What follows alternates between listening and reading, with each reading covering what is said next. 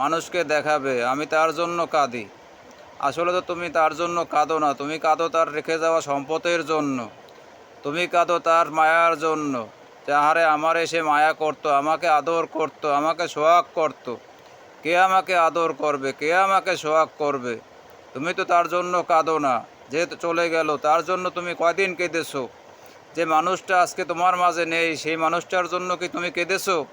একবার বলো যে আমি তার জন্য কেঁদেছি। কখনো কাঁদোনি।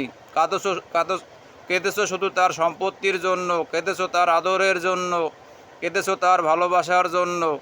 কখনো সেই মানুষটির জন্য কাঁদোনি। তাই তোমাকেই বলি, তুমি জীবিত অবস্থা সেই মানুষটির জন্য কাঁদো যে মানুষটি আজ বেঁচে আছে। তার জন্য কেঁদো না যে মানুষটি চলে গেছে। কেঁদে লাভ কি? সে তো তোমার মায়া কান্না শুনতে পারবে না। যে বেঁচে আছে তুমি তার জন্য কাঁদো। তুমি তার জন্য কাঁদো, তাকে দেখাও আমি তোমাকে কতটা মায়া ভালোবাসি, কতটা আদর করি। দেখো তোমার শূন্যতা আমার ভিতরে তিলে তিলে ক্ষয় করে দিচ্ছে। আমি তোমাকেই ভালোবাসি। আমি তার জন্য কাঁদি না যে চলে গেছে। যে চলে গেছে সে তো স্বার্থপর, তুমি তার জন্য কেনই কাঁদবে? মায়া কান্না তুমি কেঁদো না।